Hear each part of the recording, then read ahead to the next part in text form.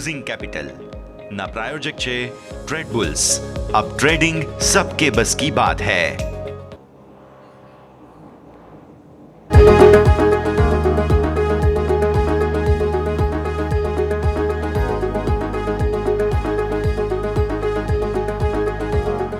Good afternoon, સ્વાગત છે આપનું ક્લોઝિંગ કેપિટલમાં. હું યશ આપની સાથે. ઘણા દિવસો બાદ ફાઇનલી એક બ્રેક માર્કેટને જરૂર હતી તે આવતી જોવા મળી છે. નફા વસૂલી જોવા મળ્યું છે. આવી સ્થિતિમાં ભારતીય માર્કેટ્સમાં શું સેટઅપ બની રહ્યું છે, ઇન્ટરનેશનલ માર્કેટના શું ક્યુઝ છે, બધું સમજીએ. પણ પહેલા હેડલાઇન્સ તો જોઈ લઈએ. આ હેડલાઇનના પ્રાયોજક છે Charusat university. Choose Charusat, choose success. માર્કેટમાં લાઈફ હાઈથી નફા વસૂલી આવતા નાની રેન્જમાં કારોબાર. નિફ્ટી 40 અંકના ઘટાડા સાથે 24,100 ને નીચે. બેંક નિફ્ટી ભારે ઘટાડા સાથે 52,200 ને નીચે.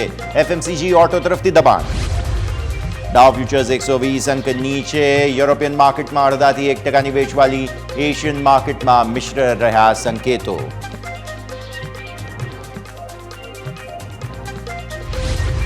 રિવર્સ ગિયરમાં ઓટો શેર્સ જબરદસ્ત વેચવાલી સાથે કારોબાર. આજે ટાટા મોટર્સ અને અતુલ ઓટો સહિતના શેર્સમાં જબરદસ્ત વેચવાલી.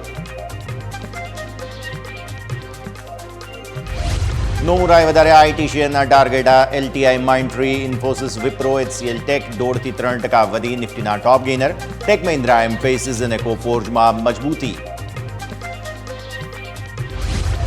પેપર શેરમાં ખરીદદારીનો માહોલ. જેકે પેપર 13% વધીને લાઈફ હાઈ પર. વેસ્કો, સ્ટાર પેપર અને બાકી બધા જ સ્ટોક્સ 5 થી 10% વધ્યા.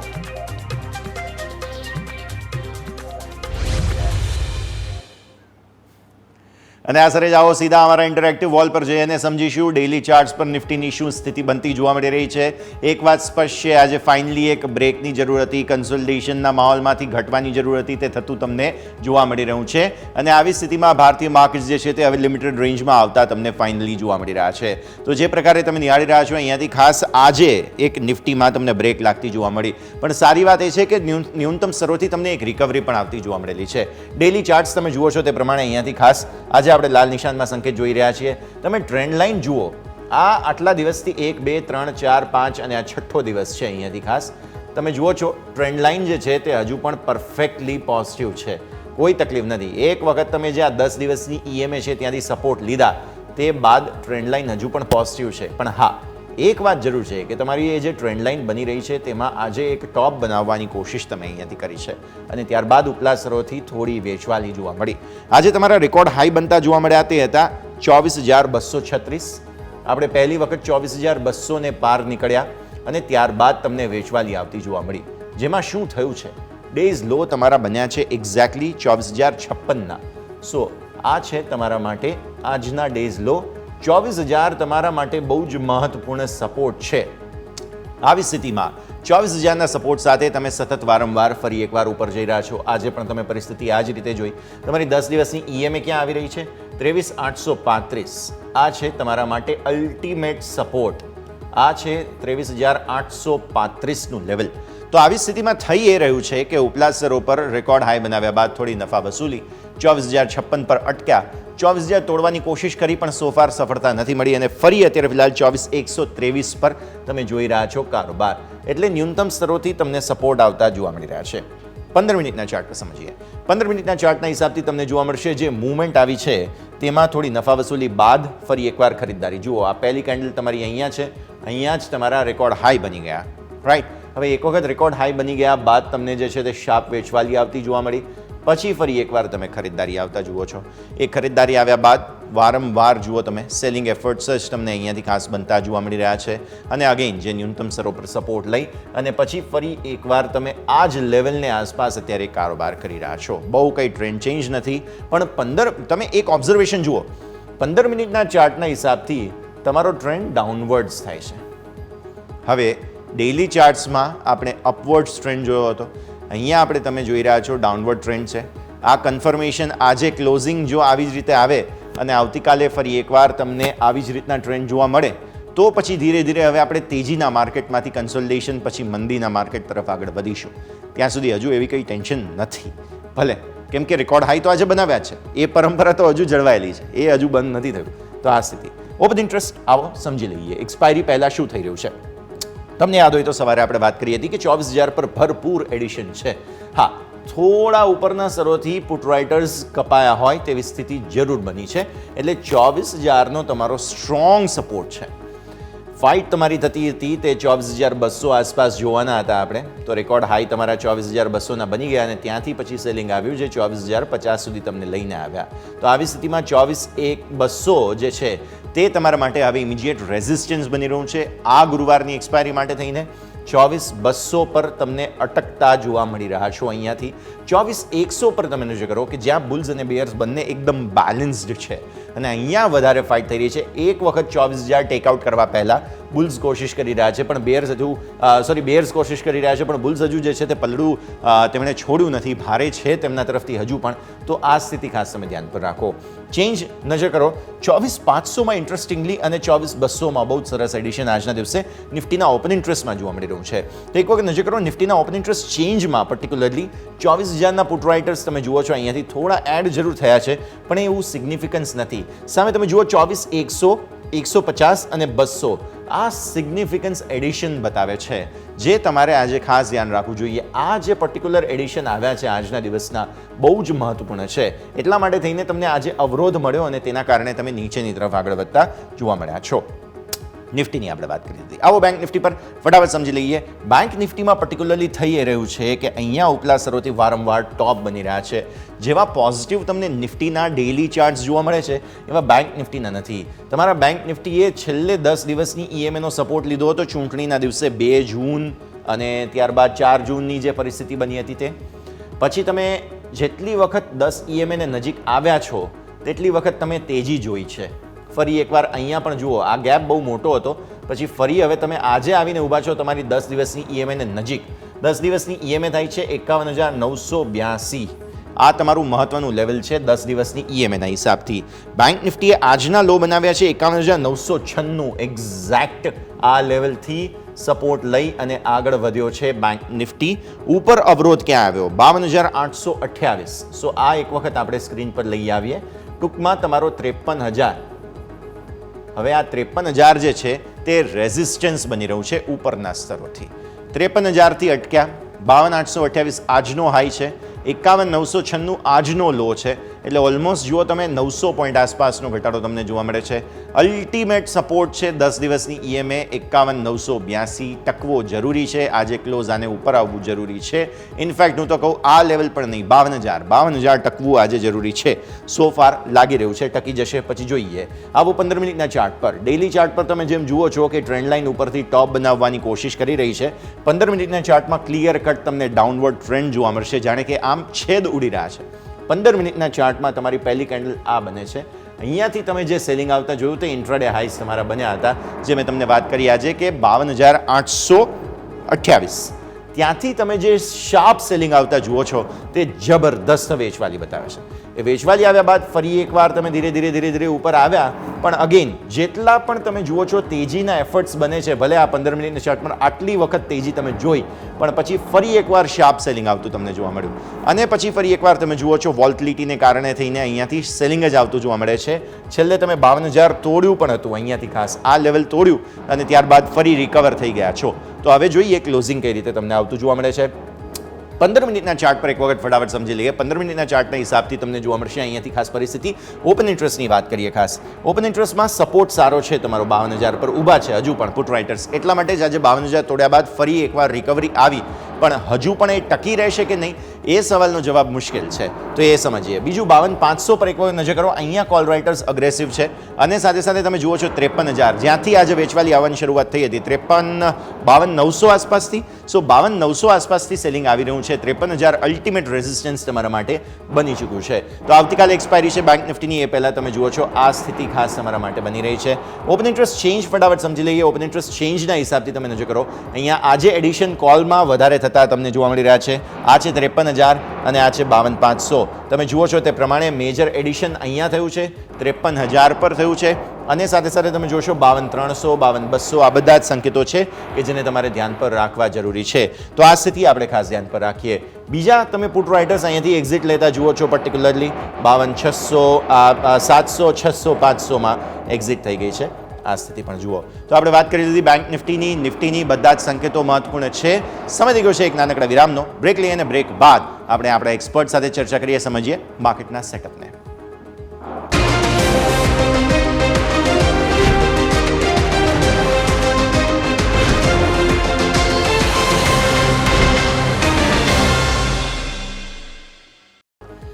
તો બ્રેક બાદ આપનું સ્વાગત છે. ભારતીય માર્કેટ્સ જુઓ તમે ફરી એકવાર થોડી રિકવરી ડેફિનેટલી તમને જોવા મળી રહી છે. તો આ સ્થિતિમાં એક્શન ખાસ યથાવત. વધુ ચર્ચા કરી આપણી સાથે KR ચોકસીના હેમેન કાપડિયા અને અસીમ મહેતા એસોસિએટ્સના અસીમ મહેતા જોડાઈ રહ્યા છે. આપ બંનેનું સ્વાગત. Good afternoon. સેટઅપ સમજી લઈએ. હેમેન સર, સૌથી પહેલાં આપના પાસે આટલા દિવસોથી તેજી, આજે પણ જુઓ રેકોર્ડ હાઈ જરૂર બન્યા છે, પણ ત્યારબાદ પ્રોફિટ બુકિંગ જોવા મળી રહ્યું છે. ગ્લોબલ માર્કેટ્સનું થોડું ટેન્શન કઈ રીતે જુઓ છો? વેરી ગુડ આફ્ટરનૂન યશ, આભાર તમારા શોમાં બોલવા માટે. વેરી ગુડ આફ્ટરનૂન ટુ અસીમભાઈ, ઇટ્સ સચ અ પ્લેઝર. થાક્યું છે યશ, તમે જુઓ તો માર્ચ સુધી આપણું રોકેટ પહોંચ્યું નથી નિફ્ટીનું, પણ બહુ જ વન વે ચાલ્યું છે. ક્યાંક થાક ખાઈ લાગતું હતું કે પહેલાં કરેક્શન નાનું આવે, નથી આવ્યું. વીક્સ 13.5ની આસપાસ છે. બહુ ચિંતાનું કારણ નથી, 15 ક્રોસ નથી કરતું ત્યાં સુધી. પણ મારી હિસાબે હવે તમે જુઓ તો યસ થોડું સ્પેસિફિક થઈ ગયું છે અને ઘણા સેક્ટરલ રોટેશન આપણે જોયા છે. એક જે સિમેન્ટ ચાલ્યું, વચમાં IT ચાલ્યું, અને તમે જુઓ તો હવે આજે HDFC બેંક બહુ જ ટિપિકલ સિચ્યુએશન છે યસ. 3 વર્ષ પછી આજે બ્રેકઆઉટ આપી રહ્યો છે. હજી વીક પૂરું નથી થયું એટલે બ્રેકઆઉટ કમ્પ્લીટ ગણી શકાય. That is not the right way to look at it. પણ 1725ની ઉપર લિસ્ટેડ હિસ્ટ્રીમાં ક્યારે પણ વીકલી કે મંથલી ચાર્ટમાં એટલે HDFC બેંકે બંધ નથી આવ્યો, અને આ 3 બી નહીં, 3.5 વર્ષની રેન્જ છે. એટલે જો HDFC બેંક અહીંયા બંધ આપે છે તો બેંક નિફ્ટી એક, જેમ તમે મેન્શન કર્યું, મને 52,000ની નીચે હમણાં બહુ લાગતું નથી. એ તોડશે તો થોડું ચિંતાનું કારણ જરૂર થઈ શકે છે શોર્ટ ટર્મ માટે. બાકી જો HDFC બેંક 1725ની ઉપર સસ્ટેન કરે છે જે લાગે છે, તો બેંક નિફ્ટી ક્યાં પહોંચશે? કોટક બેંકે હજી પરફોર્મ નથી કર્યું, ઇન્ડસઇન્ડ બેંક ચાલી નથી. આ ઘણી બધી બેંકો ખરાબ નથી ટેકનિકલી, પણ સ્લો છે, કોઈ પ્રેશર છે નિયર ટર્મમાં, લોંગ ટર્મ પિક્ચર સારું છે. પણ આ લોકોને બી અને રિલાયન્સ 21 વીક પછી બ્રેકઆઉટ આપ્યો યશ 3018ની ઉપર. એટલે જે થોડુંક મારા હિસાબે સેક્ટરની અમુક શિફ્ટ થઈ રહ્યું છે. પણ ઓવરઓલ જેમ તમે કીધું માર્કેટ અથડાયું છે, ઓવરબોટ જરૂર છે, ભારી બી લાગે છે. કેટલું ઘટે નહીં ઘટે સમજ નથી પડતી, પણ સ્ટોક સ્પેસિફિક રહેવું હમણાં, કારણ કે સ્ટોક્સમાં ઘણી જ મુવમેન્ટ છે અને આઈ થિંક એ કન્ટિન્યુ રહેશે. કદાચ બજેટ સુધી પિક્ચર થોડું માર્કેટ અથડાયેલું રહે એવી શક્યતા છે યશ. બિલકુલ. હવે માર્કેટમાં જે પ્રકારે સેન્ટિમેન્ટ્સ છે તે સમજવા જરૂરી છે. અસીમ સર, આપના પાસે આવીએ. રેકોર્ડ પર રેકોર્ડ બનાવી રહ્યા છીએ, DIs ખરીદી રહ્યા છે સતત. મ્યુચ્યુઅલ ફંડ ઇન્ડસ્ટ્રીમાં જબરદસ્ત પૈસા આવી રહ્યા છે, હજુ પણ FIs પણ ખરીદી રહ્યા છે, પણ ફાઇનલી થોડું બ્રેક પણ તેઓ લગાવતા જાય છે સાથે સાથે. સો સ્થિતિ સમજીએ થોડું. અને ગ્લોબલ ટેન્શન છે, ફેડ ચેરપર્સનની સ્પીચ અને ત્યારબાદ શું થાય છે તે સમજવું ખાસ જરૂરી છે. તો હવે અમેરિકન માર્કેટ્સ પર થોડું મને લાગે છે ભારતીય માર્કેટ્સે ફોકસ કર્યું હોવું જોઈએ આજે. Asim sir. Good afternoon yes, good afternoon હેમનભાઈ. હું થોડુંક રિકેપ કરીશ. જ્યારે આપણે લાસ્ટ વીક મળ્યા હતા અને હેમનભાઈ બહુ રાઇટલી કહ્યું હતું કે કરેક્શન આવવું જોઈએ પણ આવતું નથી, અને સાથે સાથે એમણે એક રિમાર્ક એ પણ કરેલી કે રિલાયન્સ હજી ચાલ્યો નથી. અને I think from the next day જે રિલાયન્સની મુવમેન્ટ આપણને જોવા મળી, એટલે નિફ્ટી અને સેન્સેક્સ બધા આપણને નવા હાઈ ઉપર જોવા મળ્યા. બીજો જે ફેક્ટર હતું એ પણ આપણે ચર્ચા કરી હતી, દેટ વોઝ ઇન્ફોસિસ, TCS, કે આ બધા જે સ્ટોક છે એમાં સારી મુવમેન્ટ દેખાઈ રહી છે. આ બધા હેવી વેઇટ સ્ટોક છે યસ, અને એના કારણસર આપણને નિફ્ટીમાં એક સારી તેજી જોવા મળી. અને ઓલ ટાઈમ હાઈનો એક શબ્દ કદાચ આપણા માટે બહુ જ કોમન ઘણા વખત પછી થતો આવ્યો છે. એવરી ડે આપણે નવી ન્યૂ હાઈ, બેંક નિફ્ટીમાં નવી હાઈ. એટલે આ એક કદાચ અનયુઝવલ એટલા માટે કહેવાય કે ઘણા વર્ષો પછી હું આ ટાઈપની સિચ્યુએશન જોઈ રહ્યો છું. પણ અત્યારે આમ જે વાત કરી હમણાં, જે ઓપનિંગ રિમાર્કમાં હેમનભાઈ વાત કરી કે સેક્ટર ચેન્જ થઈ રહ્યું છે, આ બહુ જ રિયાલિટી છે. કારણ કે એક પછી એક આપણે જે સેક્ટરની મુવમેન્ટ જોવાઈ રહી છે. સમટાઈમ્સ આ ટાઈપની સિચ્યુએશન થોડુંક ચિંતા એટલા માટે કરે કે એવા એક પર્ટિક્યુલર સેક્ટરને ઉપર લઈને પછી ક્યાંક પ્રોફિટ બુકિંગ પણ થતું હોય છે. તો ઇન્વેસ્ટરે ચોક્કસ કોશિયસ રહેવાની જરૂર છે. આપણે જે ટેકનોલોજી સેક્ટરની વાત કરી હતી કે ટેકનોલોજી સેક્ટરમાં જે ગ્રોથ અથવા તો જે ઓવરસીઝના ઇસ્યુઝ છે એ કારણસર જોઈએ એવો ગ્રોથ નહીં આવે, પણ જેમ આપણે એવરી ક્વાર્ટર એન્ડ થાય એટલે પ્રોફિટ જ્યારે એના રિઝલ્ટ્સ આવવાના હોય તો સ્વાભાવિક રીતે આપણને અપવર્ડ મુવમેન્ટ જોવા મળી છે. અને આ એક સસ્ટેન જે મેજર છે, વિપ્રો છે, TCS છે, ઇન્ફોસિસ છે, એમાં આપણને સારી રીતે જોવા મળી. હવે આ બધાની વચ્ચે જો આપણે ચર્ચા કરીએ તો ડોમેસ્ટિક ફ્રન્ટ ઉપર જે PMI છે એ બેટર આવેલો છે, અપેક્ષા કરતાં બેટર છે, માઇનર પ્લસ છે. GSTનું કલેક્શન પણ ઘણું સારું દેખાઈ રહ્યું છે. એટલે as far as Indian economy is concern, કારણ કે fiscal deficit, current account deficit, PMI, આ બધા ફ્રન્ટ ઉપર we are doing definitely much better. પણ વિસાવીસ આપણે જે ઓવરસીઝના ઇસ્યુઝ છે એને ઇગ્નોર ના કરી શકાય. અને ખાસ કરીને જે પોવેલની જે કોમેન્ટ્રી આવશે એના ઉપર આપણો ફોકસ રહેશે. રેટ ઓફ ઇન્ટરેસ્ટમાં હું અત્યારે કોઈ ઇમિડિયેટ ઘટાડો જોતો નથી, પરંતુ જે કોમેન્ટ્રી છે દેટ વિલ એ વધારે મહત્ત્વની રહેશે કે આવનારો સમય કેવો રહેશે. હું અગેન કહીશ કે મારું જે વલણ છે, હા, સ્ટોક સ્પેસિફિકની વાત ચોક્કસ આપણે કરવી જોઈએ, કારણ કે ઘણા બધા સ્ટોકમાં ઉપરના લેવલથી કરેક્શન આવ્યું તો એ સ્ટોક ડેફિનેટલી આપણને એટ્રેક્ટિવ લાગી રહ્યા છે. પરંતુ ઓવરઓલ માર્કેટ માટે જો વાત હોય તો હું થોડું કોશન ફરીથી વર્તીશ, કારણ કે આ ટાઈપના માર્કેટમાં ઘણી વખત મોટો ઘટાડો આવી શકે છે. સો આપણા ઇન્વેસ્ટર અથવા તો ટ્રેડર્સ જે બી હોય, મારી એડવાઇસ એવી છે કે લિવરેજ ખૂબ જ ઓછું રાખે, જેથી કરીને કોઈ ટ્રેપમાં આપણે ના આવી શકીએ. તમે સમજાવ્યું સર. હવે થોડા પિક્સ જાણી લઈએ. હેમેન, આપના પાસે આવીએ. કયા કયા સ્ટોક્સ ફોકસમાં? મારી હિસાબે HDFC બેંક, કારણ કે 3 વર્ષ પછી બ્રેકઆઉટ છે એટલે થોડું ઇઝી પણ છે, તો એમાં બહુ શોધખોળ કરવાની જરૂર નથી. યસ, પણ આ શોર્ટ ટર્મ કોલ નથી. જેમ અસીમભાઈએ બી કીધું, માર્કેટમાં ક્યાંક આંચકો આપી દે તો સારી જાતો રાખો અને લેવરેજ અવોઇડ કરો. Very valid point. એટલે મારી હિસાબે તમારો 6-8 મહિનાનો વ્યૂ હોય તો HDFC બેંક તમે ઇન્વેસ્ટમેન્ટના પોઈન્ટ ઓફ વ્યૂથી લો. હમણાંનો ભાવ 150 રૂપિયાની સ્ટોપ લોસ, 300 રૂપિયાનું ટાર્ગેટ. મને સાચું કહે તો 2200ની ઉપર લાગે છે, પણ not a very short term call. તમારે 9 મહિના વર્ષનો પણ ટાઈમ લાગી શકે. બટ મારું એક જ છે કે 3.5 વર્ષ પછી એક બ્લુ ચિપ સ્ટોક જો બ્રેકઆઉટ આપે છે, યસ, તો એ નાનો બ્રેકઆઉટ નહીં થાય અને બહુ જલ્દીથી ફિઝલ આઉટ પણ નહીં થાય. એટલે ટાઈમ અને પ્રાઇસ બેવમાં થોડો કન્ટિન્યુ કરી શકે. That is what my reading is. તો એટલું જ ગુડ. અને ઘટાડે હજી પણ મને લાગે રિલાયન્સનો મૂવ પૈતો નથી. થોડું કરેક્શન જરૂર આવી શકે, પણ એણે 21 વીક લીધા છે એટલે 3100ની આસપાસ આવે તો અહીંયા તમે એક સ્ટોપ લોસ રિલાયન્સ પણ તમે લઈ શકો છો. મને લાગે છે રિલાયન્સ પર 3300-3400 સુધી અપસાઇડ ઓપન થઈ છે. યસ. ઓકે, સો PNB, રિલાયન્સ, HDFC બેંક, આ બધા જ સ્ટોક્સ છે કે જે આજના દિવસે ખાસ ફોકસમાં રાખવા જોઈએ. લોંગ ટર્મ પોર્ટફોલિયોના હિસાબથી પણ હેમેન સર તરફથી વાત કરવામાં આવી છે, બધાને ધ્યાન પર રાખવાનું રહેશે. આગળ વધીએ. આપણે હવે સ્ટોક સ્પેસિફિક ચર્ચા શરૂ કરીએ અને સૌથી પહેલાં તો જે બ્રોકિંગ રિલેટેડ કંપનીઓ છે તે બધી ખાસ ધ્યાન પર આવી રહી છે. પર્ટિક્યુલરલી ડિસ્કાઉન્ટ બ્રોકિંગ પર હવે સેબી દ્વારા થોડી હવે જે છે તે કહેવાય કે રોપ ટાઈટ કરવામાં આવી છે અને બધાનો રેટ સરખો હોવો જોઈએ તેવું જ્યારે કહેવામાં આવ્યું છે, ત્યારે આ બધી જ બ્રોકિંગ રિલેટેડ કંપનીઓમાં થોડી નહીં ઘણી વેચવાલી ઇનફેક્ટ જોવા મળી છે. એન્જલ વન જોઈ લો તમે, બીજી બધી કંપનીઓ છે, તો થોડું સમજી લઈએ આપણે. પહેલાં તો એન્જલ વનના ચાર્ટ્સ જોઈ લો હેમેન તમે, ખાસ જબરદસ્ત વેચવાલી છે. હા, પણ યસ, એક પોઈન્ટ છે કે તમે એન્જલ વન નો તમે ચાર્ટ જોશો, યસ, જબરદસ્ત છે વેચવાલી, ક્લિયર ડિક્લાઇન. પણ આ જાન્યુઆરીમાં પીક થયો છે. યસ, 3860-70ની આસપાસ. એટલે હમણાં તો યસ આ નેગેટિવ ન્યૂઝ આવ્યા, પણ એન્જલ વન ત્યારથી જ લોઅર ટોપ લોઅર બોટમ કરીને ઘટાડા પર જ છે. અને આજ ઓબ્વિયસલી આજે જે ગેપ ડાઉન ખુલ્યો છે એ ટેકનિકલી જરૂર નેગેટિવ છે. એ ભરાશે નહીં ત્યાં સુધી એક નેગેટિવ ઓવરહેંગ બી રહેશે. પણ જે નોર્મલી મેં જોયું છે આવા જે ન્યૂઝ પર જે સેલ ઓફ આવતા હોય છે નોર્મલી બોટમ કરતા હોય છે. એના જે વોલ્યુમ તમે જુઓ તો જબરદસ્ત વોલ્યુમ છે. અને આ વોલ્યુમ મારા હિસાબે સિંગલ દિવસ વોલ્યુમ તો છેલ્લે આવ્યું હતું કંઈ 2.5 વર્ષ પહેલાં. એટલે 2.5 વર્ષ પછી highest single day volume, gap down.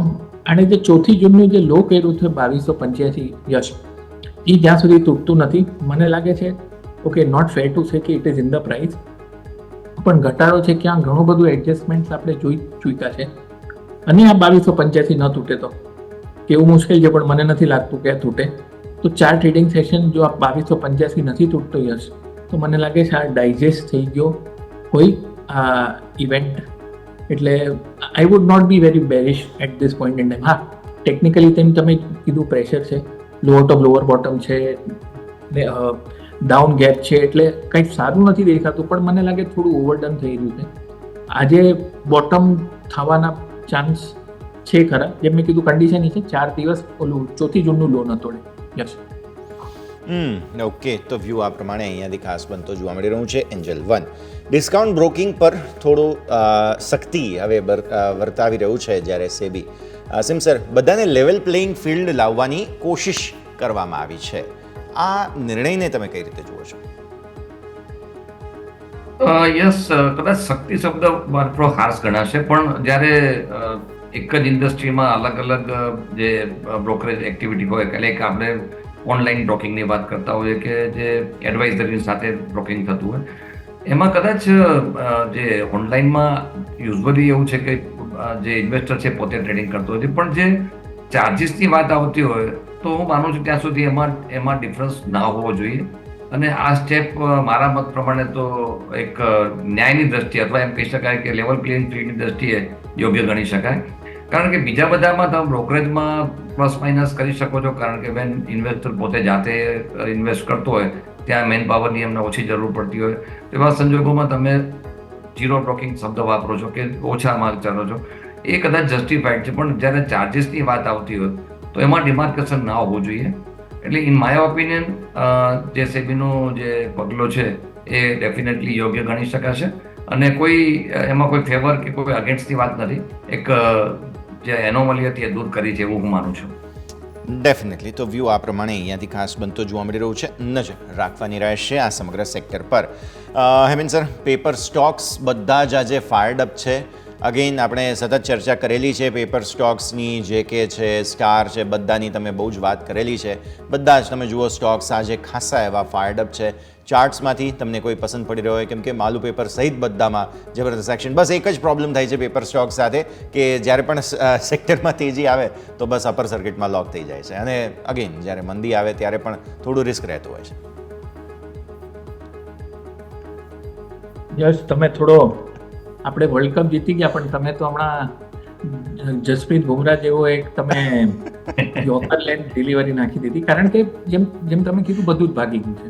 હવે સ્ટાર પેપર, જેકે પેપર જે સારી જાત છે અને આપણને ટેકનિકલી પણ સારી લાગતી હોય, એ તમે જે કીધા યશ બધા જ આપણે કહીએ ને it is in the price, in the sense બધું જ સીધું છે. તો પણ રિલેટિવલી આપણે જો જેકે પેપર અને સ્ટાર પેપરની થોડી કમ્પેરિઝન કરીએ છીએ તો સ્ટાર પેપરમાં હજી પણ થોડી અપસાઇડ છે. કારણ કે હમણાં 8-10 ટ્રેડિંગ સેશનનું એક એને કોન્સોલિડેશન કર્યું છે, એમાંથી બ્રેકઆઉટની તૈયારી છે. હમણાં બંધ છે 270, સ્વિંગ હાઈ છે 288, એટલે 18 રૂપિયા તો આમ પણ દેખાય છે. અને આ એની પછીનો ઓલ ટાઈમ હાઈ આવે છે 315. છેલ્લા 4 વર્ષથી તેજી ઇન્ટેક છે સ્ટાર પેપરમાં. એટલે મને લાગે સ્ટાર પેપરમાં એક સિલેક્ટિવલી લઈ શકાય. આજનો લો દૂર થઈ જશે એટલે સ્ટોપલોસ થોડી ઊંડી થશે, પણ 252ની સ્ટોપલોસ રાખો. મને લાગે 288 ને 310ના ટાર્ગેટ માટે સ્ટાર પેપર કન્સિડર કરી શકાય, કારણ કે બ્રેકઆઉટ આપી રહ્યો છે આજે સ્ટોક. યશ, બ્રેકઆઉટ આવી ચૂક્યું છે, એટલે આવી સ્થિતિમાં પેપર સ્ટોક્સ બધા. પણ અસીમ સર, અચાનક જ આવા મૂવ્સ આવતા હોય ત્યારે સ્વાભાવિક છે. હવે આમ પણ પેપર સ્ટોક્સની અંદર એક્સપોઝર કેટલું રાખવું એ ઇન્ડિવિજ્યુઅલ ચોઇસ છે બધાની, કેમ કે થોડું રિસ્કી હંમેશા ગણવામાં આવતું હોય છે. પણ આવી વાઇલ્ડ મૂવ્સ આવતી હોય, કોઈ સમાચારોને લઈને કંઈ પણ એક્શન આવતું હોય, આવા સમયે વેઇટેજ આપતા સમયે શું વાતનું ખાસ ધ્યાન રાખવું જોઈએ? એક તો જે પેપર ઇન્ડસ્ટ્રી તમે છેલ્લા જે હમણાં વાત કરી હેમંતભાઈ પ્રમાણે 3-4 વર્ષથી આમ ઓવરઓલ જુઓ તો બહુ ફર્મનેસ દેખાઈ રહ્યું છે. હું અગાઉના વર્ષોની વાત કરું તો જ્યારે ઇન્વેસ્ટમેન્ટના એંગલથી વાત કરતા હતા તો બારિંગ 2-3 સ્ક્રિપ્ટ્સ અમે લોકો આ સેક્ટરને અવોઇડ કરવાની એક ભલામણ આપતા હતા. પરંતુ પછીનું જે રિલેટિંગ થયું છે, આઈ થિંક ઘણું બધું સ્ટેબિલાઇઝ થયેલું છે. મે બી કદાચ જીએસટીના આવ્યા પછી આ આખું સેક્ટરમાં પોઝિટિવિટી દેખાઈ છે. પણ જ્યારે પણ આપણે ચર્ચા કરીએ છીએ ત્યારે પ્રાઇસ રાઇઝ જ્યારે બી આખું સેક્ટરમાં આવતું હોય છે ત્યારે સ્ટોકમાં એક અપવર્ડ મુવમેન્ટ જોવાતી હોય છે. તો અગેન મારું સલાહ એવી છે કે ઇન્ડસ્ટ્રીને જોઈને ના કરો ઇન્વેસ્ટમેન્ટ, પણ આપ કંપનીના ફંડામેન્ટલ જોઈને કરો. જેમ હમણાં આપણે એમએનભાઈએ સ્ટાર પેપરની વાત કરી, મારું જે ફોકસ છે it is on JK Paper, કે જેકે પેપરનું તમે જો પરફોર્મન્સ જોશો તો એક કન્સિસ્ટન્ટ રહેશે. એટલે ઘણી વખત શું થાય છે કે આપણે ઇન્વેસ્ટરના એંગલથી વાત કરતા હોઈએ તો પાવર બધું જ આપણે લેતા હોઈએ, અથવા પેપર ઇન્ડસ્ટ્રીની વાત હોય તો પેપર ઇન્ડસ્ટ્રી લેતા. Not like that. આમાં એ વસ્તુ કામ નહીં કરે. આમાં પર્ટિક્યુલર સ્ટોકને આપણે જોઈને જ પછી ઇન્વેસ્ટમેન્ટ કરવાની એડવાઇસ છે. અધરવાઇઝ પછી લોંગ વેઇટ થતું હોય છે. એટલે જો ઇન્વેસ્ટમેન્ટ કરવું હોય તો જેકે પેપર મારી દ્રષ્ટિએ બેટર લાગે છે મને. ઇન્વેસ્ટમેન્ટ કરવા માટે જેકે પેપર વધારે ઇન્ટરેસ્ટિંગ લાગતો જોવા મળી રહ્યું છે. ફોકસ અહીં પણ રાખવાનું રહેશે. આગળ વધીએ. બીજા સ્ટોક્સ પર્ટિક્યુલરલી આજે બહુ જ સરસ બઝ બનાવતા જોવા મળી રહ્યા છે. તેમાંથી એક ખાસ મીડિયા સ્ટોક્સમાં બઝ ફરી એકવાર બનતો જોવા મળી રહ્યો છે. TV18, નેટવર્ક 18 વગેરેમાં બધામાં સારું એવું એક્શન છે. આ સિવાય નિફ્ટી મીડિયામાં 2-3 દિવસથી થોડો બઝ પણ બની રહ્યો છે. થોડું સમજીએ. હેમેન સર, પહેલાં આપના પાસે આવીશું. Nifty media mostly post election ઠંડા પડી જતા હોય છે સ્ટોક્સ, પણ આ વખતે જે કંઈ પણ કન્સોલિડેશન ગણો કે બાકી બધી સ્થિતિઓ ગણો, આ બધા જે સમાચારોના એન્ટિસિપેશનની વચ્ચે સ્ટોક્સમાં ખાસો એવો એક્શન જોવા મળી રહ્યો છે. Absolutely yes. જેમ તમે કીધું, ઇલેક્શન પછી થોડા ઠંડા પડી જતા હોય છે, પણ આ વખતે થોડુંક એક્સેપ્શનલ સ્ટ્રેન્થ કહી શકાય, કારણ કે સસ્ટેન કર્યા છે ભાવો. અને હવે તો આપણે 1 મહિનો થઈ ગયો ઇલેક્શનના રિઝલ્ટને ઓલમોસ્ટ, તો પણ ભાવ સસ્ટેન કર્યા છે. એટલે કંઈક વધારે થઈ રહ્યું છે જે આપણને નથી કદાચ સમજ પડી રહી, પણ ચાર્ટ સારા લાગી રહ્યા છે. તમે માફ કરો, તમે નેટવર્ક 18, TV18ની વાત કરી. નિફ્ટી મીડિયા તો અહીંયાથી થોડું સુધરે એવું જ લાગે છે. 2080ની ઉપર બંધ આવશે એટલે કન્ટિન્યુ રહેશે. જે શાર્પ મૂવ આવ્યો એનો 3 વીકનું ટાઈમ પ્રાઇસ કરેક્શન આપ્યું, ઊંડો ઘટાડો આવ્યો નહીં, એટલે અંડરકરન્ટ મજબૂત છે, દેખાય છે, અને એ અહીંયાથી સુધરશે. તમે TV18ની વાત કરી. TV18માં તો 10%ની સર્કિટ લાગી ગઈ. 46ની ઉપર 1 મહિના પછી સ્ટોક બહાર નીકળશે. અહીંયાથી સુધરે એવી ડિસ્ટિંક્ટ પોસિબિલિટી છે. યશ, ડેફિનેટલી સુધરવાના પૂરા ચાન્સ અહીંયાથી ખાસ બનતા જોવા મળી રહ્યા છે. એટલે મીડિયા સ્ટોક્સની અંદર આજે ખાસું એવું એક્શન બનતું તમને જોવા મળી રહ્યું છે. બંને જ ગ્રુપની કંપનીઓ જે છે તેમને બંનેને મર્જ કરવાની અને બાકી બધી વાતો છે એ બધાની વચ્ચે અસીમ સર સારું એવું એક્શન જોવા મળી રહ્યું છે. મીડિયા સ્ટોક્સમાંથી આ બંને સ્ટોક્સ કેવા લાગે છે, અને આ સિવાય પણ તમને કોઈ પસંદ હોય તો? બિકોઝ હવે એવું લાગી રહ્યું છે કે જે મીડિયા ઇન્ડસ્ટ્રી છે તે આવનારા દિવસોમાં કન્સોલિડેશન ગણો કે પછી M&A એક્ટિવિટીઝના હિસાબથી ઘણી રીતે આગળ વધતી જોવા મળે તેવા ચાન્સીસ બની રહ્યા છે. એક વસ્તુ બહુ ચોક્કસ છે કે જ્યારે પણ આપણે મીડિયા ઇન્ડસ્ટ્રીને એસેસ કરતા હોઈએ તો સ્વાભાવિક રીતે જે રેવન્યુ છે એના પર ફોકસ થતું હોય છે. Election was a very big event, અને એ પછી વર્લ્ડ કપને આ જે સ્પોર્ટ્સ રમાય એની પણ ઇમ્પેક્ટ આપણને જોવા મળી છે. જો વર્લ્ડ કપનો આપણો ઉલ્લેખ થયો છે તો સાથે એ પણ કહીશ કે બ્લિંકિટ અને ઝોમેટોમાંના પણ જે ન્યૂઝ છે પ્રમાણે નોર્મલ કરતાં વર્લ્ડ કપ દરમિયાન લગભગ 40% જેટલું એમને વધારે રેવન્યુ મળેલી છે. એટલે એ એક સેન્ટિમેન્ટ અથવા તે જે ઇવેન્ટ બેઝ ઇફેક્ટ ચોક્કસ જોવા મળી છે. As far as merger is concern, જ્યારે મર્જર થતું હોય સ્વાભાવિક રીતે ઇકોનોમી ઓફ સ્કેલ અથવા તો જે એક્સપેન્સીસ છે એમાં આપણને રેશનલાઇઝેશન જોવા મળતું હોય છે. પણ યસ, હું સાચું કહું તો આ બધા સ્ટોકને એકદમ પ્રિડિક્ટ કરવા ડિફિકલ્ટ પડતા હોય છે. એટલે જનરલી જ્યારે પણ આપણે મીડિયા એન્ટરટેનમેન્ટની વાત કરતા હોઈએ તો ઇવેન્ટ બેઝ ચોક્કસ ગણાતું હોય, પરંતુ પ્રોફિટેબિલિટીના એંગલથી એક એનાલિસિસ કરીને પછી ઇન્વેસ્ટમેન્ટ કરતા હોઈએ છીએ. પ્રિફર્ડ સ્ટોકમાં કદાચ મારી દ્રષ્ટિએ NDTV પણ હવે એમાં એડ થઈ શકે છે ધીમે ધીમે, પરંતુ otherwise TV18 broadcast looks definitely very good. પણ મેં જેમ કહ્યું પ્રમાણે આ એક રિઝલ્ટ ઉપર જોઈને આપણે એનાલિસિસ કરીએ તો વધારે સારું રહેશે. ઇવેન્ટ બેઝમાં ઘણી વખત સેન્ટિમેન્ટલમાં આપણને અપવર્ડ મુવમેન્ટ જોવાતી હોય છે, પછીના ટાઈમમાં સાઇડલાઇન આપણે અથવા તો ડાઉનવર્ડ ટ્રેન્ડ પણ જોવાતો હોય છે. થોડું કોશન હું આ સેક્ટર માટે રહેતો છું. લોંગ ટર્મ ઇન્વેસ્ટર છે કદાચ આ સ્ટોકને અવોઇડ કરી બીજા ઘણા ઓપ્શન આપણે પાસે અવેલેબલ છે, પણ જ્યારે બ્રેકઆઉટ આવતા અથવા તો શોર્ટ ટુ મીડિયમ ટર્મમાં જવું હોય તો ડેફિનેટલી વિચારી શકાય. ઓકે, તો આ સાથે જ આવો હવે ભારતીય માર્કેટ્સના ક્લોઝિંગ પર રેપઅપ લઈ લઈએ ફટાફટ. દિવસના ન્યૂનતમ સ્તરોથી સરસ રીતે રિકવર થતા જોવા મળ્યા માર્કેટ્સ. 0.10%ની થોડી એવી ઘટાડા સાથે નિફ્ટી ક્લોઝ સવા તરફ આગળ વધી રહ્યો છે. 24,056ના ડેઝ લો બનાવીને નિફ્ટીમાં સારી રિકવરી આવી. 24,236ના ટોપ નવા રેકોર્ડ હાઈ આજે બન્યા નિફ્ટીમાં. બેંક નિફ્ટી પર નજર કરો, પ્રોવિઝનલ ક્લોઝ તમને જોવા મળે છે 52,143 પર. 0.82% આસપાસનો ઘટાડો તમને અહીંયા જોવા મળ્યો છે, અને ઉપર હાઈ બનાવ્યા આપણે 52,828થી 52,000 તોડ્યું હતું આજે. ખાસ આપણે આ ચર્ચા કરી લઈશું આગળ. મિડ કેપ અને small cap cap profit booking finally આવ્યું છે, જબરદસ્ત ખરીદદારી. એટલે આજે એવું લાગી રહ્યું છે કદાચ ડીઆઈએસ તરફથી પણ સેલિંગ આવે તો નવાઈ નહીં, કેમ કે એફઆઈએસ વેચતા હોય છે પણ ડીઆઈએસની પણ વેચવાલી આજે પોસિબલ છે કે નફા વસૂલી થોડી તેમણે પણ કરી હોય. તો આ સાથેની સ્થિતિ તમને અહીંયાથી જોવા મળી રહી છે. એમ સર, એક ક્વિક રેપઅપ લઈ લઈએ ફટાફટ. ભારતીય માર્કેટ્સ ક્લોઝ થયા, પર્ટિક્યુલરલી મિડ કેપ અને બેંક નિફ્ટીમાં વધારે ડેમેજ જોવા મળ્યું છે. સર, એક એચડીએફસી બેંક, બાકીનું એક સાઈડ વીક અને એચડીએફસી બેંક મજબૂત. સેક્ટોરલ મ્યુઝિકલ ચેર્સમાં પણ સેક્ટરમાં પણ વધારે ચર્નિંગ ચાલુ હોય એવું લાગ્યા રાખે છે. જસ્ટ બાકી જેમ મેં કીધું સ્ટોક સ્પેસિફિક રહેવું જોઈએ. માર્કેટ અથડાયેલું છે, 52 તોડે તો પ્રોબ્લેમ, 23,900 તોડે તો નિફ્ટીની પ્રોબ્લેમ. બહુ ઘટાડો આવે એવું કરન્ટલી તો લાગતું નથી, પણ યસ અટકું છે, સ્ટેગ્નેટ થયું છે ને જ્યાં સુધી બ્રેકઆઉટ નહીં આપે ત્યાં સુધી આ જ સ્થિતિ રહેશે. બ્રેકઆઉટ માટે તમારે નિફ્ટીને 53,000 ને બેંક નિફ્ટીને 53,000 ને નિફ્ટીને 24,200 પાર કરવું પડશે. એટલે મારી હિસાબે સ્ટોક્સ ઘણા છે, જેમ તમે આજે મીડિયા પોઈન્ટ આઉટ કર્યા, TV18 છે, TV ટુડે છે, ઘણા બધા સ્ટોક સારા લાગી રહ્યા છે trading point of view. I think stock specific જ રહેવું જોઈએ હમણાં તો. ક્લિયરલી સ્ટોક સ્પેસિફિક રહેવાની જ સલાહ બનતી જોવા મળી રહી છે. હેમેન સર, સમય થયો છે રજા લેવાનો. જેટલી આપણે ચર્ચા કરી આપના ડિસ્ક્લોઝર્સ. આપણે ઘણા સ્ટોક્સની વાત કરીએ છીએ.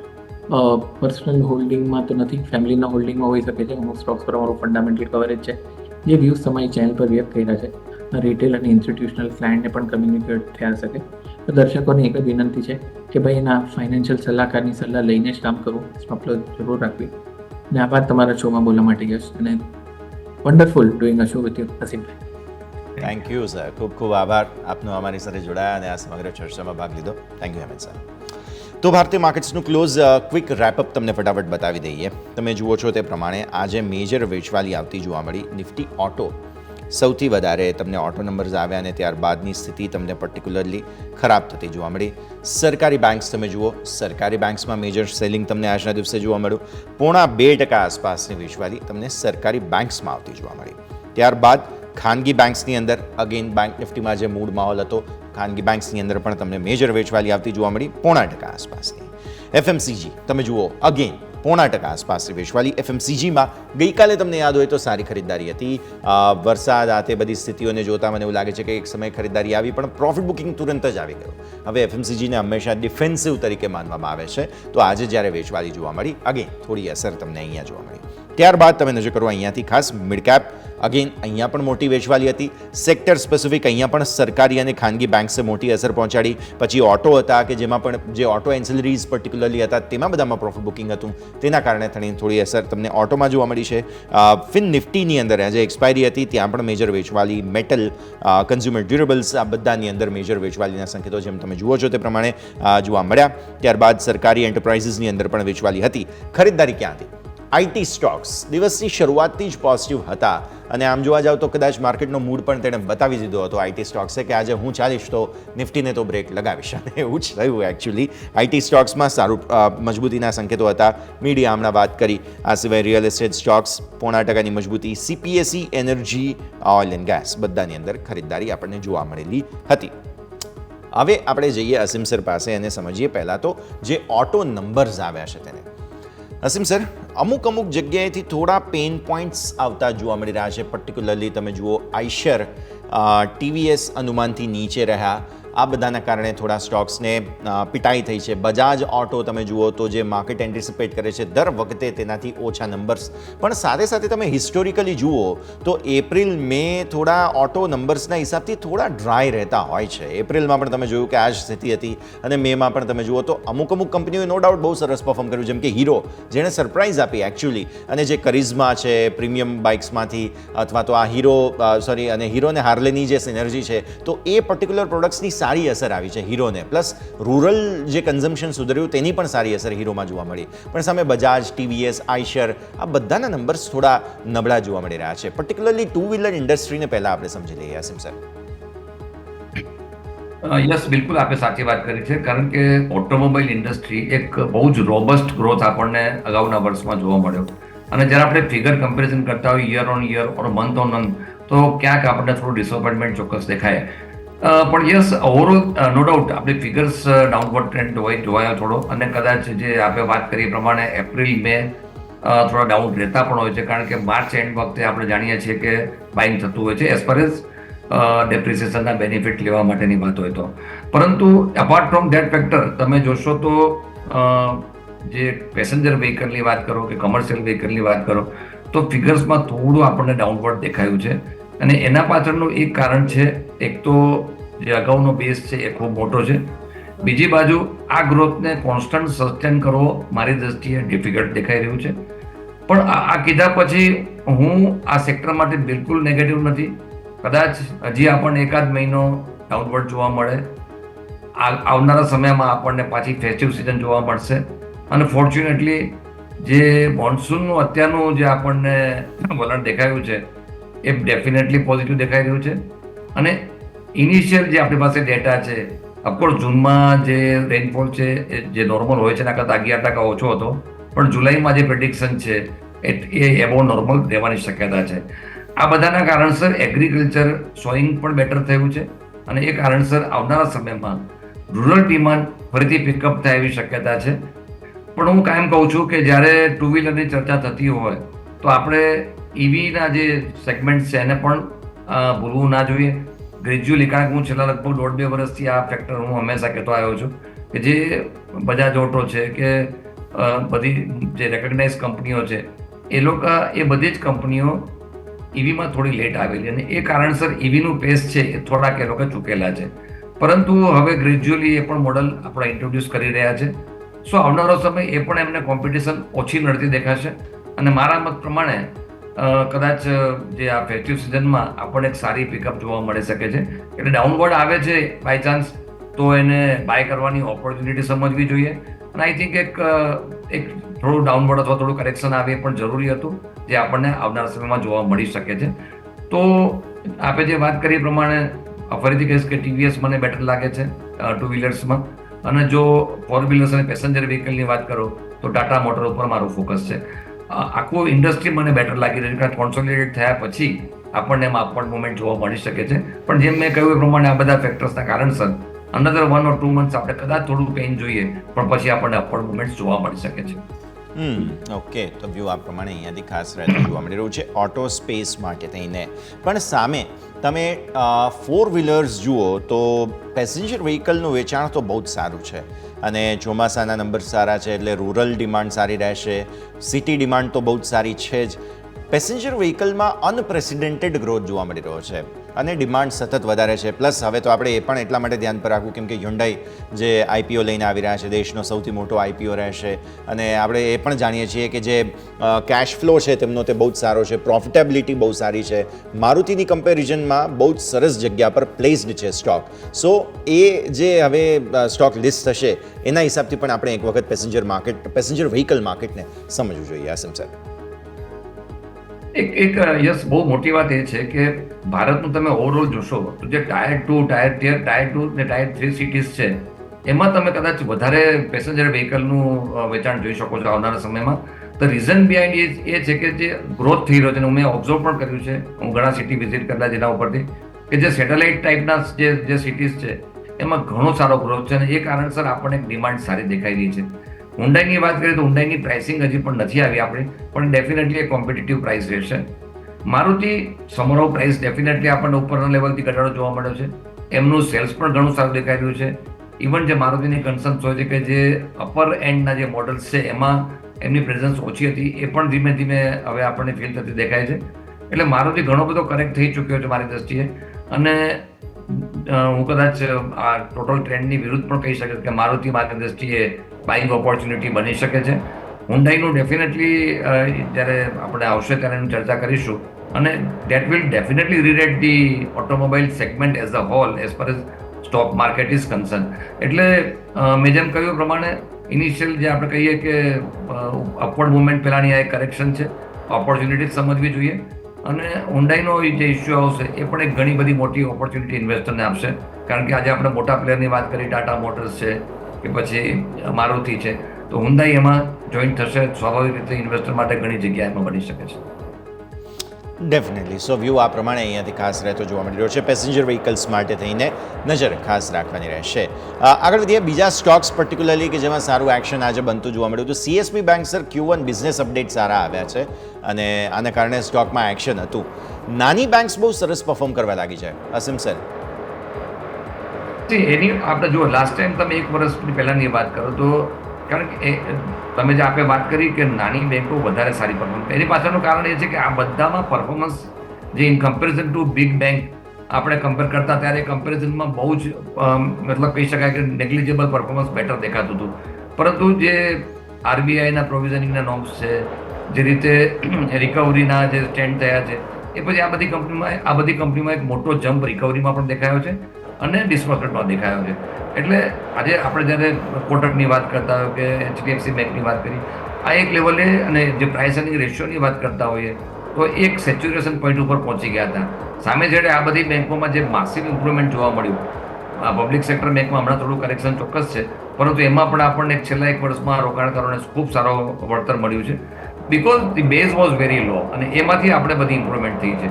એટલે હું ચોક્કસ માનું છું કે આ બધી બેંકો હજી પણ સારું પરફોર્મન્સ કરતી દેખાશે, કારણ કે જે રીતે રિકવરીના નોર્મ્સ, એનસીએલટી અને ક્રેડિટ ડિમાન્ડ, આ બધા ફેક્ટરના કારણસર આપણે જોઈએ છીએ કે નાની બેંકોમાં વધારે સારું પરફોર્મન્સ દેખાઈ રહ્યું છે.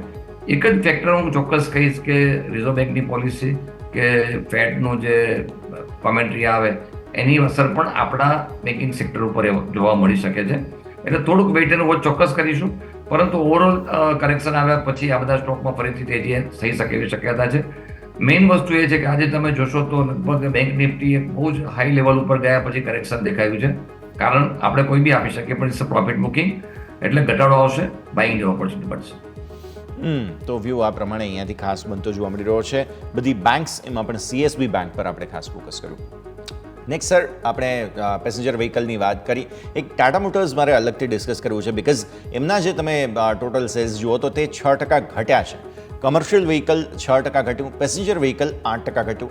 હવે આ સેચ્યુરેશન થોડું ડરાવનું છે, કારણ કે તમે જુઓ પ્રોડક્ટ વાઇઝ એમણે બધું પ્રોપર ડેવલપ કર્યું. સીએનજી, ઇલેક્ટ્રિક વ્હીકલ્સ, પેટ્રોલ, બધા જ પ્રકારના તેમના ઓપ્શન્સ છે અને તેમ છતાં પણ ઘટ્યું. તો શું આ એપ્રિલ મે ઇફેક્ટ તરીકે જ જોવું જોઈએ આને? બિલકુલ, હું એપ્રિલ મેની ઇફેક્ટ જ ગણીશ એને. અને પણ યસ, આમાં એક ફેક્ટર આપણે બીજું એ પણ જોવું જોઈએ કે જે એનાઉન્સમેન્ટ ઓલરેડી થઈ ચૂક્યું છે કે જે કમર્શિયલ વ્હીકલ અને બંને ડિવિઝન અલગ કરીને ભલે અલગ કંપની લિસ્ટ થવાની છે, ક્યાંક ને ક્યાંક આપણને બહુ મોટું આમાં વેલ્યુ અનલોક થતી દેખાશે આવનારા વખતમાં. પર્ટિક્યુલર મંથમાં આપણને એક વેચાણ ઘટાડો દેખાયો છે, પણ ઇટ ડઝન્ટ મીન કે ઓવરઓલ ટ્રેન્ડ ડાઉનવર્ડ છે. It happens because every month તમારે જે પર્સન્ટેજ વાઇઝ ગ્રોથ સસ્ટેન કરો ડિફિકલ્ટ પડતો હોય છે. અને અત્યારની વાત કરું, જે રીતે મને માર્કેટના સોર્સિસથી ધ્યાનમાં આવ્યું છે પ્રમાણે ડિસ્કાઉન્ટ પણ આ બધી પેસેન્જર વ્હીકલમાં દરેક કંપનીઓ ઓફર કરી રહી છે. એટલે જે સ્ટોક છે થોડો પાઇલઅપ ચોક્કસ થયો છે. એટલે હું જે 1 સેકન્ડ કહીશ કે આ એક 2-3 મહિનાની ઇફેક્ટ છે. એક વખત આ બધું ક્લિયર થશે પછી ફરીથી આપણને અપવર્ડ મુવમેન્ટ જોવા મળશે. અને ખાસ કરીને ટાટા મોટરની જ્યારે આપ વાત કરો છો તો ઈવી સેગમેન્ટમાં એમના મોડલ ઘણા સારા એક્સેપ્ટ થયેલા છે અને ગવર્મેન્ટ બજેટમાં લેટ્સ હોપ કે શું થશે, આજે આવશે એટલે ખબર પડશે, પણ ઈવી આપણને દર એમ્ફેસાઇઝ થતું દેખાઈ રહ્યું છે. એટલે બજેટમાં 22 જુલાઈ જે એનાઉન્સ થવાનું છે એમાં બજેટમાં શું એનાઉન્સમેન્ટ થશે એની પણ એક ઇમ્પેક્ટ આપણને જોવા મળી શકે છે. પણ ઓવરઓલ વ્યૂ યસ મારો પોઝિટિવ છે. મેં જેમ કહ્યું એ પ્રમાણે થોડું કરેક્શન હજી બાકી છે. કરેક્શન આવે, એક વખત સેટલ થાય, ફરીથી ઇન્વેસ્ટમેન્ટની તક મળે છે. ઓકે સર, તો આના ઉપર ખાસ ફોકસ રાખીએ. નેક્સ્ટ સર, અમારા ધ્યાન પર હતો DCX સિસ્ટમ L&T તરફથી કંઈક 1250 કરોડનો મોટો ઓર્ડર મળ્યો છે ઇલેક્ટ્રોનિક મોડ્યુલના મેન્યુફેક્ચરિંગ સપ્લાય માટે. 15% તેજી હતી. સર, ટ્રેક કરો છો તમે? ફ્રેન્કલી સ્પીકિંગ યશ, મેં આ સ્ટોકને હમણાં ટ્રેક નથી કરેલો, હું એક ઓપિનિયન નહીં આપી શકું એમાં. નો વરી સર. આપણે આવીએ PVR આઇનોક્સ પર. UBS તરફથી બાય રેટિંગ આવ્યું છે અને કંઈક ટાર્ગેટ પણ 2075થી ઘટાડીને 1800 કરી દીધા. એટલે ટાર્ગેટ ઘટાડ્યા પણ સાથે સાથે બાય રેટિંગ હજુ પણ યથાવત છે. તેમનું કહેવું છે કે જે પહેલા 2 ત્રિમાસિક છે તે પોઝિટિવ રહ્યા અને એબિટા ડિલિવર કરવામાં થોડા મુશ્કેલ છે. શેર હવે થોડો રેન્જ બાઉન્ડ રહેશે તેવું તેમનું અહીંયાથી ખાસ કહેવું છે. તમે કઈ રીતે જુઓ છો PVR આઇનોક્સને સર? PVR આઇનોક્સની એક ફેક્ટર આપણે હંમેશા જોવું જોઈએ કે even in the time of જ્યારે વર્સ્ટ ટાઈમ હતો કે આપણે કોવિડ પછીનો સમય કે જેમાં આ બધા થિયેટરો ખાલી રહેતા હતા, એ વખતે પણ આ સ્ટોકનો એટલું પરફોર્મન્સ નેગેટિવ નહોતું. અને હમણાં જે રિલીઝ થઈ છે એના મને જે દેખાઈ રહ્યું છે કે ફિગર્સ ઘણા સારા દેખાઈ રહ્યા છે. આવનારો સમય મેં જેમ વાત કરી ફેસ્ટિવ સિઝનની, એમ એક પછી એક રિલીઝ ઓલરેડી પ્લાન છે, તો વ્યૂ તો પોઝિટિવ જ છે અને આ સ્ટોક ફેવરિટ સ્ટોક ગણી શકાય એવું છે આ સેગમેન્ટમાં. એટલે મારો વ્યૂ પોઝિટિવ છે. One should buy this stock. Definitely. તો આપણને અહીંયાથી ખાસ બનતું જોવા મળી રહ્યું છે, નજર રાખવાની રહેશે. સાથે સાથે સર CDSL બહુ ફોકસમાં હવે આવી ગયો છે, બિકોઝ બોનસ અનાઉન્સ થઈ ગયું. 1:1 બોનસ બધા રાહ જોઈ રહ્યા હતા. ફાઇનલી CDSL ખાલી ટીપિન માટે જ ચર્ચામાં હોતો હોય છે એવું નથી. અહીંયા હવે જુઓ છો તેમ પ્રમાણે બોનસ માટેની પણ હવે જાહેરાતો થઈ રહી છે. કઈ રીતે જોઈશું સર બોનસ પછી CDSL? એક તો કદાચ આઇસોલેશન બોનસની વાત કરું તો હું એટલો એક્સાઇટેડ નથી હોતો, કારણ કે અલ્ટિમેટલી કેપિટલ ગોઝ અપ. કોઈ બી કંપની જ્યારે બોનસ આપતી હોય છે, પણ વિસાવીસ આપણે એ પણ જોવું પડે કે કંપની ક્યારે બોનસ આપતી હોય, કે એમને ગ્રોથ વિઝ્યુલાઇઝ થતો હોય અને ગ્રોથ સસ્ટેન થવાનો હોય ઇન્ક્રીઝ કેપિટલ ઉપર, તો એ વસ્તુ એનાઉન્સ થતું હોય છે. અને બીજી બાજુ યસ, જે રીતે અત્યારે આપણે જોઈએ છીએ કે ઇન્વેસ્ટરનો ઇન્ટરેસ્ટ ડે બાય ડે વધી રહ્યો છે, ઘણા ખાતા ઓપન પણ થઈ રહ્યા છે, અને એના કરતાં પણ વધારે આજે જે ચાર્જિસ જે ઇમ્પોઝ કરવામાં આવી રહ્યા છે, અથવા આપ જોશો તો જ્યારે તમે પ્લેજ કરો છો, સ્ટોક રિલીઝ કરો છો, તો એ બધે વખતે આપણને ચાર્જિસ શરૂ થયેલા છે. એટલે રેવન્યુ મોડલમાં જે પહેલાં એક ખાલી માત્ર ડિમેટ નહોતું એવું નથી, હવે આ બધા ફેક્ટર એડ થયેલા છે. કારણ કે માર્જિન ફંડિંગ અથવા માર્જિનના જે નિયમો છે સેબીના, એ પ્રમાણે દરેક ઇન્વેસ્ટરે બિહેવ કરવું પડતું હોય છે. એટલે રેવન્યુ તો ડેફિનેટલી ગ્રો થવાની છે. માર્કેટ એક આપણે નવી હાઈટ ઉપર જઈ રહ્યું છે. એટલે હું બોનસના એંગલથી નથી કહેતો, પરંતુ સેક્ટર વાઇઝ અને કંપની વાઇઝ મને બેટર લાગી રહ્યું છે. બોનસ એનાઉન્સ થઈ ગયું છે અને છેલ્લા લગભગ 4 થી 5 દિવસમાં ઘણો બધો ઉછાળો આવ્યો છે. થોડું કરેક્શન આવે તો ચોક્કસ બાય કરી શકાય. એક્સ બોનસ પણ આપણને થોડી વેલ્યુ અનલોક થઈ શક્યતા છે. ડેફિનેટલી. તો વ્યૂ આ પ્રમાણે અહીંયાથી ખાસ બનતો જોવા મળી રહ્યું છે. 1:1 બોનસ બાદ સ્ટોકમાં સારું એક્શન જોવા મળી શકે છે. આગળ વધીએ બીજા સ્ટોક્સ પર્ટિક્યુલરલી કે જેમાં સરસ બઝ બનતો જોવા મળ્યો હતો, તેમાંથી એક છે અદાણી પોર્ટ્સ. જૂન મહિનામાં કાર્ગો વોલ્યુમ 12% વધ્યા. બહુ સરસ પરફોર્મ કરી રહ્યા છે બધા જ પોર્ટ સ્ટોક્સ. એમાં પણ અદાણી પોર્ટ જુઓ તમે, સતત વોલ્યુમ્સ અસમસર વધી રહ્યા છે, અને સાથે સાથે લિક્વિડ અને ગેસનું જે કાર્ગો વોલ્યુમ છે તે 8%નો ગ્રોથ બતાવે છે. ઓવરઓલ સરસ એક્શન અદાણી પોર્ટ્સમાં. સર ડ્રાય કાર્ગોની વાત કરીએ તો હાઈએસ્ટ લેન્ડ આપણે કરતું આવ્યું છે કંપની. અને જે એક્વિઝિશન થયા છેલ્લા લગભગ 3 થી 4 વર્ષ પછી, આ સ્ટોકમાં એક આખું આપણે જો આપ મુવમેન્ટને બી ટ્રેક કરશો તો આ મુવમેન્ટ બહુ જ પોઝિટિવ દેખાઈ રહી છે. અને ડેટા આપણી પાસે આવ્યા છે, ડેટા આપણે બહુ સારા દેખાઈ રહ્યા છે. મને લાગે છે પાસ્ટમાં જ્યારે પણ મારે વાત થઈ હતી ત્યારે 900 950 આસપાસ આ સ્ટોક મેં બાય કરવા માટે એડવાઇસ કરેલી હતી. અગેન હું કહીશ કે જે રીતે અત્યારે ગ્રોથ દેખાઈ રહ્યો છે એ પ્રમાણે આ સ્ટોકમાં પોઝિટિવિટી દેખાઈ રહી છે. હું એક જ વસ્તુથી ચિંતિત છું કે જે અત્યારે જે જીઓ પોલિટિકલ સિચ્યુએશન છે, કે જે ઇઝરાયલની વાત હોય કે પછી યુક્રેનની વાત હોય, ઈરાનના બી સેન્ટિમેન્ટ્સ છે, એટલે જે બીજી જગ્યાએ જે પરિસ્થિતિ છે એ ક્યાંક વોલેટાઇલ બની શકે છે. આઇસોલેશનમાં ફિગરની વાત કરીએ અથવા જે અત્યારના જે ડેવલપમેન્ટ દેખાઈ રહ્યા છે, this stock looks very promising. પરંતુ આ એક ફેક્ટર આપણે ભૂલવું ના જોઈએ કે અનસર્ટનિટી આ બધા સેગમેન્ટમાં ઘણી છે. પણ આપ જોશો તો જે કાર્ગોના અત્યારના રેટ્સ છે એ લગભગ 20 થી 25% છેલ્લા લગભગ 2 થી 3 મહિનામાં વધ્યા છે. એટલે જે કોસ્ટ વધી છે એની સામે કાર્ગોના રેટ પણ વધ્યા છે. તો હું માનું ત્યાં સુધી એ મિટિગેટ થઈ શકે છે. પરંતુ આ એક કન્ટિજન્સી મેં જેટલી કીધી એટલે થોડું ધ્યાનમાં રાખવી જોઈએ. અધરવાઇઝ સ્ટોક ઘણો સારો, ઘણો પોઝિટિવ દેખાઈ રહ્યો છે. બિલકુલ. તો આ પરિસ્થિતિ અહીંયાથી ખાસ બનતી જોવા મળી રહી છે. સ્ટોકમાં સરસ એક્શન હજુ પણ યથાવત છે. અસીમ સર, વચ્ચે આયરન ઓરના ભાવ વધવાના સમાચારો હતા, પણ સામે NMDCમાં જે મજબૂતી ગઈકાલે જોવા મળી, આજે ફરી એકવાર ઘટી ગયો. કારણ એ છે કે આયરન ઓરના લંપના જે પ્રાઇસીસ હોય છે પર્ટિક્યુલરલી તે નક્કી થઈ ગયા છે 5,950, અને એને કંઈક ઘટાડો કરવામાં આવ્યો છે 500 રૂપિયા આસપાસનો. એટલે હવે તકલીફ એ છે કે ગ્લોબલ માર્કેટ્સમાં ગઈકાલે સમાચાર હતા કે આયરન ઓરના ભાવ વધી ગયા, પણ સામે આમણે પોતાની એક પર્ટિક્યુલર પ્રોડક્ટના ભાવ ઘટાડી દીધા. સો NMDC બેલેન્સ આઉટ કરી રહ્યું છે, અને એના કારણે સ્ટોક થોડો ઘટી ગયો. લોંગ ટર્મ પોર્ટફોલિયોના હિસાબથી NMDC તમને કેવું લાગે છે? યસ, એક તો આપણે જાણીએ છીએ કે metal is a cyclical sort of sector, અને જે હમણાં ગઈકાલે આપણે અપવર્ડ મુવમેન્ટ જોવાઈ હતી, પરંતુ જો લાસ્ટ વીક અને આગલા વીકની વાત કરીએ તો આયર્ન ઓરમાં લગભગ 5%નો ઘટાડો જોવા મળ્યો હતો. અને એ કારણસર મેટલના તમે જે ફેરસ જે મેટલ છે બધામાં આપણને ઘટાડો જોવા મળ્યો હતો. નોટ ઓનલી ફેરસ પણ નોન ફેરસમાં પણ આપણને નિકલ કે આ બધા તમે જો પ્રાઇસ જોશો તો બહુ જ મોટી ઘટાડો જોવા મળ્યો અપવર્ડ મુવમેન્ટ આવ્યા પછી. હવે આ બધી જ કંપનીઓ પોતાના પ્રાઇસ એટલા માટે ફિક્સ કરતી હોય છે કે સપ્લાયનું જે મુવમેન્ટ છે એ જે સપ્લાયર જે બાયર છે એમને એટલી વોલેટિલિટી ના ભોગવવી પડે. જનરલી આ ટેન્ડન્સી લગભગ દરેક કંપની ઇન્ટ્રોડ્યુસ કરતી હોય છે. મને એવું લાગે છે કે જે અપવર્ડ મુવમેન્ટ આવ્યા પછી આપણને ઘટાડો જોવા મળ્યો એ હજી પણ એવું લાગી રહ્યું છે કે આ કદાચ સાઇડલાઇન રહેશે અથવા તો થોડો ઘટાડો વધારે આવી શકે છે.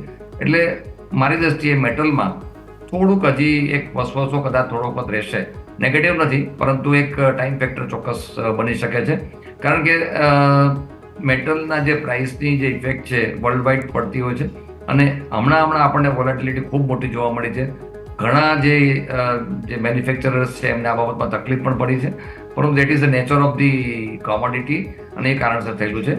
બટ મને એમ લાગે છે કે આ ફેક્ટર થોડુંક હજી આપણે શોર્ટ ટર્મ ઓબ્ઝર્વ કરવું જોઈએ, પછી કોલ લેવો જોઈએ. ઓકે, તો વ્યૂ આ પ્રમાણે અહીંયાથી ખાસ બનતો જોવા મળી રહ્યું છે. નેક્સ્ટ આપણે ફોકસ હવે રિયલ એસ્ટેટ સ્ટોક્સ પર કરીએ, બીકોઝ તમે જુઓ એક બાદ એક તેજી જોવા મળે છે. ગોદરેજ પ્રોપર્ટીઝ આજે 52 વીક હાઈ બનાવ્યા અને જે ગઈકાલે સમાચાર હતા કે મુંબઈમાં જે ઘરોના રજિસ્ટ્રેશન છે તે 10% કંઈક ગ્રોથ બતાવી રહ્યા છે. સ્વાભાવિક છે, ગોદરેજ પ્રોપર્ટીઝ સૌથી મોટું કન્ટેન્ડર કહેવાય મુંબઈ અને MMR જે રીજન છે તેનો. યસ, આપણે મને ખ્યાલથી લાસ્ટ ટાઈમ જ્યારે વાત કરી ત્યારે આપણને રિયલ એસ્ટેટ સ્ટોકમાં સારો ઘટાડો જોવા મળ્યો હતો અને મેં વખતે કહ્યું પણ હતું કે એક પ્રોફિટ બુકિંગ છે, નથિંગ એલ્સ. આપ જોશો તો નીચા મથાળેથી DLF ગણો, શોભા ગણો કે પછી ગોદરેજ પ્રોપર્ટી ગણો, આ બધા સ્ટોકમાં એક સારી પ્રોપર્ટી જોવા મળી રહી છે. ગોદરેજ પ્રોપર્ટીમાં બીજા એક ન્યૂઝ પણ છે કે જે બેંગ્લોરમાં એમણે એક જમીન ખરીદી છે ડેવલપમેન્ટ માટે અને ત્યાં ડિમાન્ડ પણ ઘણી સારી દેખાઈ રહી છે. એઝ ફાર એઝ જે પ્રોપર્ટી રેસિડેન્શિયલ પ્રોપર્ટી છે એમાં રેસિડેન્શિયલમાં ડિમાન્ડ ઘણી સારી દેખાઈ રહી છે. મેં એ વખતે પણ કહ્યું હતું. અને કોમર્શિયલ પ્રોપર્ટીઝ છે એમાં થોડી ડિમાન્ડ થોડીક ઘટેલી દેખાય છે, પણ જે ઘટેલી ડિમાન્ડ છે that is been accommodated by the residential property અને રેસિડેન્શિયલ પ્રોપર્ટી ઊંચા ભાવે પણ સારી એબ્સોર્બ થઈ રહી છે. અગેન આપણે બજેટમાં હાઉસિંગ સેક્ટર માટે શું એનાઉન્સમેન્ટ આવશે એના પર પણ ફોકસ રહેશે. પણ યસ, ઓવરઓલ જોશો તો મેં જેમ વાત કરી કે આપણે જે વ્હીકલની વાત કરી, સેમ વે તમે જોશો તો ગુજરાત ગણો કે આઉટસાઇડ ગુજરાત, મહારાષ્ટ્ર કે કર્ણાટકામાં જે ટાયર 2 ટાયર 3 સિટી છે એમાં રેસિડેન્શિયલ પ્રોપર્ટીની ડિમાન્ડ ઘણી બધી સારી છે. એ મેન્ટેન થાય એવી પૂરેપૂરી શક્યતા છે. સેક્ટર માટે પણ મારો બી પોઝિટિવ છે અને ખાસ કરીને Godrej property looks really very promising. Godrej properties particularly સ્ટોકમાં જબરદસ્ત એક્શન આજે જોવા મળ્યું હતું. નજર રાખીએ. થોડા ઘટનાના શેર્સની વાત કરીએ તો એમાંથી એક ડેફિનેટલી હેલ્થકેરમાંથી જોવા મળે છે, મેક્સ હેલ્થકેર. હવે આ મેક્સ હેલ્થકેર છે કે પછી તમે બીજા બધા સ્ટોક્સ જુઓ, બહુ વોલેટાઇલ છે. આપણે વચ્ચે જોયું હતું વોકહાર્ટની અંદર બહુ જ સરસ ખરીદદારી આવતી જોવા મળી હતી. સામે હવે મેક્સ હેલ્થકેર જોઈ રહી છે, પર્ટિક્યુલરલી થોડા દબાણમાં છે. એક વખત થોડું સમજી લઈએ સર, મેક્સ હેલ્થકેર સેક્ટર, સમગ્ર હેલ્થકેર સેક્ટર કેવું લાગે છે તમને? હેલ્થકેર સેક્ટર યશ ઘણું સારું એટલા માટે લાગે છે કે બે રીતે છે કે જે સ્પેન્ડિંગ છે લોકોનું એ પણ સુધર્યું છે. અને જો તમે મને ફાર્માસ્યુટિકલ કંપનીની વાત કરતા હો તો ફાર્માસ્યુટિકલમાં પોઝિટિવ એટલા માટે દેખાઈ રહ્યું છે કે જે બલ્ક ડ્રગ્સ API છે એના પ્રાઇસમાં પણ ઘણું રેસ્ટલાઇઝ થયું છે, સ્ટોક ઘણો ક્લિયર થઈ ગયો છે અને એ કારણસર આપણને એક પોઝિટિવિટી દેખાઈ રહી છે. અને જે અવેરનેસ ગણો કે જે ડિડક્શન ઇન્કમ ટેક્સના ગણો, આ કારણસર જે પ્રિવેન્શન માટેની વાત છે એમાં સ્પેન્ડિંગ વધવા માંડ્યું છે. હોસ્પિટલમાં તમે જોશો તો એક સારી ફેસિલિટી મળી રહી છે. સેક્ટર ઘણું સારું દેખાઈ રહ્યું છે. અને પર્ટિક્યુલરલી આપણે મને વોકાર્ટનો પણ પ્રશ્ન પૂછ્યો. વોકાર્ટના રિઝલ્ટ્સ જો લાસ્ટ ક્વાર્ટરને જોશો તો એટલા પ્રોમિસિંગ નથી, પરંતુ જે એનાઉન્સમેન્ટ કરવામાં આવ્યું કે એમની જે એન્ટી કેન્સર ડ્રગ્સ છે એ સક્સેસફુલ થઈ છે ટ્રાયલ બેઝ ઉપર અને એનું કમર્શિયલ પ્રોડક્શન પણ શરૂ થવાનું છે. એટલે એમાં સ્ટોકમાં આપણને જબરદસ્ત ઉછાળો એ ગ્રાઉન્ડ ઉપર જોવા મળતો. સ્પેસિફિક ન્યૂઝ બેઝ હતું. કદાચ હવે એમાં માઇનોર કરેક્શન આવી શકે છે, પણ એ એક ગેમ ચેન્જર બની શકે છે. આ સ્ટોક ખૂબ જ વોલેટાઇલ પાસ્ટમાં પણ રહ્યો છે, આપણે જાણીએ છીએ. એટલે કોશન તો દરેક ઇન્વેસ્ટરે રાખવી પડશે. પણ જ્યાં ન્યૂઝ છે જો એ પ્રમાણે કમર્શિયલ પ્રોડક્શન કંપની કરી શકશે તો આ સ્ટોકમાં એક હજી પણ આપણને મોટી તેજી જોવા મળી શકે છે. અધરવાઇઝ ઓવરઓલ સેક્ટર તરીકે વાત કરો તો આ સેક્ટર મને ઘણું સારું લાગી રહ્યું છે. ઓકે, તો વ્યૂ આ પ્રમાણે અહીંયાથી ખાસ બનતો જોવા મળી રહ્યું છે. નજર રાખવાની રહેશે. અસીમ સર, સમય થયો છે રજા લેવાનો, જેટલી આપણે ચર્ચા કરી આપના રિઝોલ્યુશન્સ. જી યસ, આપણે ઘણા બધા સ્ટોક ડિસ્કસ કર્યા. કદાચ અમુક ફેમિલીના પોર્ટફોલિયોમાં હોઈ શકે છે. મેં જે પણ મારું ઓપિનિયન આપ્યો છે મારા પર્સનલ સ્ટડી ઉપર અને એના રિસર્ચ ઉપર આપેલું છે. રોકાણ કરો જ્યારે પણ રોકાણ કરે ત્યારે એમના પર્સનલ ફિનાન્શિયલ એડવાઇઝરની સલાહ લઈને પછી જ કરે. યશ, આપનો ખૂબ ખૂબ આભાર બોલાવવા માટે. અને સ્વાભાવિક રીતે મને હંમેશા એમએનબી સાથે પ્રોગ્રામ કરવાનો એક મને પણ આનંદ આવતો હોય છે. Definitely. તો આપનો ખૂબ ખૂબ આભાર. ખૂબ ખૂબ આભાર સર આપનો પર અમારી સાથે જોડાવા માટે અને આ સમગ્ર ચર્ચામાં ભાગ લેવા માટે. તો ભારતીય માર્કેટ્સે પરંપરા પ્રમાણે આજે ફરી એકવાર નવા રેકોર્ડ તો બનાવ્યા, પણ ત્યારબાદ પ્રોફિટ બુકિંગ છે, પર્ટિક્યુલરલી બેન્ક્સ. આજે એવું લાગતું હતું કે તેજી આવશે, પણ કદાચ મે બી જે ગ્લોબલ સેન્ટિમેન્ટ્સ છે, બેન્ક્સ થોડા લાઇટ વેઇટ રહેવાના મૂડમાં હતા, એટલે અહીંયા થોડું પ્રોફિટ બુકિંગ આજે જોવા મળેલું છે અને મિડ કેપ સ્મોલ કેપમાં પણ પ્રોફિટ બુકિંગ જોવા મળ્યું. આ સરે જ આ શોમાં હાલ બસ આટલું જ. મને યશને આપશે રજા. આગળના અપડેટ્સ માટે આપ જોતા રહો ન્યૂઝ કેપિટલ ગુજરાત.